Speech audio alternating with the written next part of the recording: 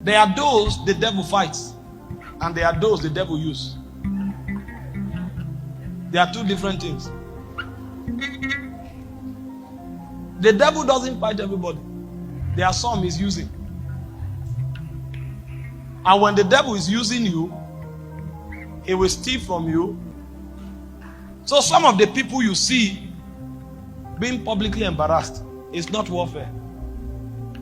The devil have used them to a point where it has boomeranged. So don't call your business and transaction with the devil a warfare. If the devil uses you as a thief for a long time, and he's done with you and he recruits another student, and he doesn't need you anymore, he won't do the central party he will do for you is that he will lead you into public ridicule. Now don't come back and start telling people that public ridicule is warfare. It's not warfare. Your bargain with the devil is finished. That's how he coronates those he uses. Before I start talking and you now start pointing at people that it's not warfare. It's not everything that is warfare. The people the devil fights are those that have gone through the college of self-denial. Those are the ones the devil comes to.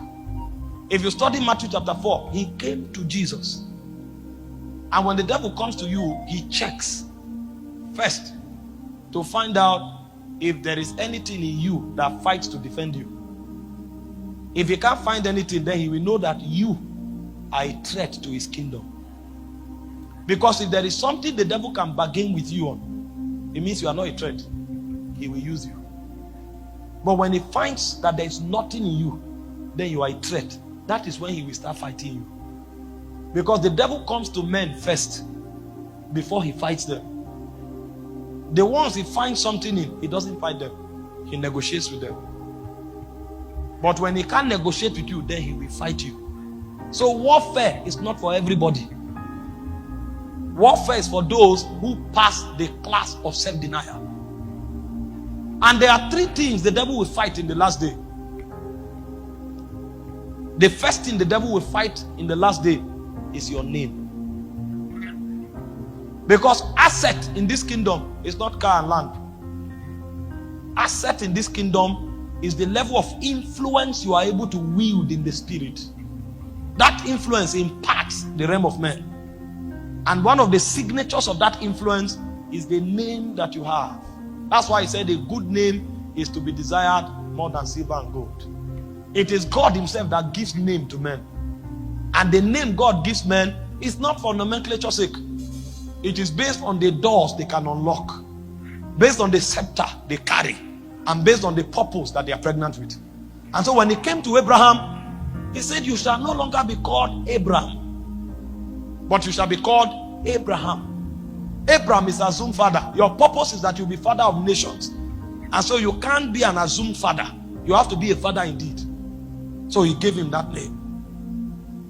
When he looked at Peter, he said, Simon, son of Barjona, you shall be called Peter, because you have to be a rock as the leader of the first church. So when the devil comes, what he wants to do is to rubbish your name. So he will look for things to deceive men. Because when your name is affected, it becomes difficult for you to advance kingdom, because it's all about kingdom. He has checked you out and discovered you are not in this for yourself. So he will try to stop you from advancing the kingdom. So he will start attacking your name. If you study the book of Revelation, the beast, the creatures that came out of the water, you will see their assignment. This is one of it. They want to dent your name. So you may have the right message, but nobody will hear it. So you are not the one who is robbed. The people are the ones who are robbed. They will not know. And so because of the people, what you will do is to fight to preserve it.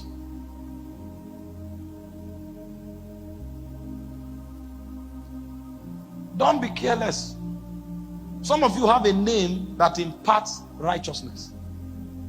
When they call you, everything about you represents righteousness. Don't allow the devil deceive you into something that is unrighteous. Some of you, the name you have in the spirit imparts the fear of God. When you come to a place, people tremble at God's presence. Don't do anything that will violate it.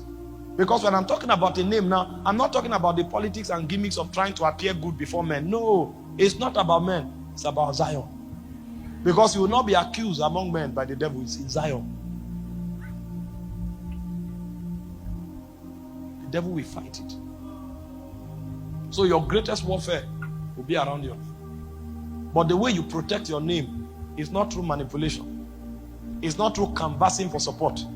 The way you fight to keep your name is to stand before God and to plead the blood constantly. He will do everything around it. But if you stand before God and plead the blood, nothing he does can affect it. Because if you are not careful, in a bid to defend your name, you will now go into error. You will now start looking for people to support you, looking for people to accept with you, trying to explain yourself. Relax. Jesus said, woe unto you if all men speak good of you. Don't be moved. Just stand before God. He said they looked up to him and their faces were radiant and they were not ashamed. The second thing the devil will fight. This is warfare I'm talking about. Warfare from kingdom context. Are the men that God sent to you. He will fight to corrupt their heart. Hope you know that every Moses will have an Aaron and a Hur. Every David will have a mighty man. If those men are disconnected from you, the weight and the impact of your ministry and your calling will go down. And so when the devil fights, he fights to corrupt the heart of those men. And again, your job is not to manipulate them or win their favor. That's not your job. Your job is to live a life of righteousness before them. That's all you need to do. Don't manipulate men to follow you. Because there are some men that God will tell them to go and do something else. His kingdom. Don't hail men while they are with you, and the moment they leave, you begin to paint them black. Because there are some people, you are a good man so long as you follow them. The moment God tells you something else, you become a bad man. So one day they can call you an angel. The next day they call you a devil. Go and check. They called you an angel when you were serving them. The day you no longer serve them, you become a devil. Don't do that. That's manipulation. There are men that God will send to do other things. When a man serves you and God decides to lift him to do something else, the credit goes to you. Because in the kingdom, you raised him. And he can never become anything without you in this kingdom. And so when you try to destroy him because of sentiment, insecurity, and ego, you are destroying what you built with your hand. Even if that person makes a mistake, your job is to help him stand. Because what he becomes is part of your reward in Zion. That's why when Lot left Abraham and nations came to destroy Lot, Abraham didn't sit down and say, well, I thought he said he too is a strong man. Let him suffer it. He was with me here doing good. Suddenly he said he's also grown. Let him. No, Abraham had the heart of a father. The Bible said Abraham took 318 trained servants of his house. He went and fought those kings, put his life in trouble for Lot. And when Abraham defeated those kings, he didn't take Lot back. He said, go and fulfill your destiny. It was on Abraham's return from that journey that he met Melchizedek. That was when the greatness of Abraham started. The greatness of Abraham did not start when he gave birth to Isaac. No. The greatness of Abraham started when he gave birth to Lot. Because when he delivered Lot from death, that was when Lot was born again. And when God saw that, Melchizedek appeared to Abraham. And that was the day he called Abraham possessor of heaven and earth. Abraham did not possess earth because he gave birth to Isaac. Abraham possessed earth because he went to deliver Lot, even though it looked as if Lot betrayed him. So there are many people today that their rank in the kingdom will reduce because they fought the people that once served them. And there are many people that their rank will increase because they help the people that serve them to stand, whether they are with them or they are not with them. That's the difference between an elder and a father. Because when the prodigal son left, the father never let go of him from his heart. He said, my son was once dead, now he's back to life. He was not forgiven when he came back. He was forgiven while he was away. That's why the father didn't wait for apology. And I'm not saying this for sons to become radical. Because a son honors his father. That's what makes you a genuine son. Honor. So don't do what is wrong and say, if they are fathers, they'll forgive us. That's not the message. Are we together?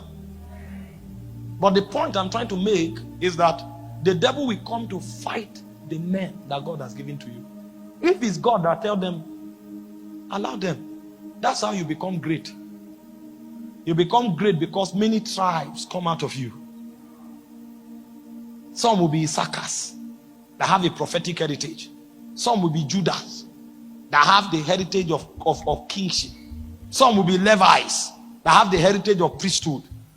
So there are many tribes. So when the tribes are spreading, leave them.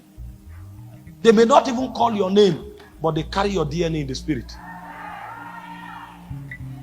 And so when the devil wants to fight you, he will fight the men that follow you. But what you need to do, don't try to use politics. Don't try to use witchcraft. So long as you have displayed righteousness, let it be. If they are wrong, God will judge. Because if you are not careful, you who was an accurate minister, you will drift into witchcraft. And you want to win the approval of men and the sentiment of men, you will be deranked in heaven. Rick Joyner told the story, those of you who have read The Final Quest, of a man he met in heaven. He was deranked because of what he did to younger people. That's why the house of Saul grew weaker and weaker. So when the devil is fighting you through the men that are under you, encourage yourself in the Lord and keep going the way of righteousness. That's all. Paul said to Timothy, he said, the things you have seen in me, do. The things you have seen. That means Paul was not just a preacher. He demonstrated righteousness. I'm telling you how we fight kingdom battles. Because if you are corrupt, the people around you will be vulnerable. There are many ministers that sow bitterness into the heart of their followers. They don't know that they are planting evil in their soul. Don't do that. Just live righteously and leave the rest to God. Those who are your own will be with you. And they will become great tribes that will come out of you. That tribe is what the devil is afraid of. Because he knows that different tribes carry different scepter. And he doesn't want that. And number 3, what the devil will fight are your resources. Because kingdom is spread abroad through resources. And so the devil will want to truncate your resources. Cut it off. If you are able to survive self-denial, you will survive this warfare. The reason many people fail in warfare is because they didn't pass self-denial. Because when warfare comes, you will start fighting to protect yourself. No. It is in warfare that the faithfulness of God is proven in your life. So when the devil is fighting you, that's the time to rely on God. The more you try to protect yourself, the more you go down. It's like standing in the mud. Don't struggle. If you start struggling, you start sinking. Just leave yourself in the hands of God and watch God carry you. Watch God carry you. You will trust God a way you have never trusted him. In warfare, we don't fight. In warfare, we yield to God. We fight by yielding. That's why I say submit to God. And by submitting to God, you resist the devil. If you don't submit to God and you start resisting the devil, you will fail. Because you will deploy the energy of flesh. genuine ministers. They fight battles every day, but they win those battles in the presence of God.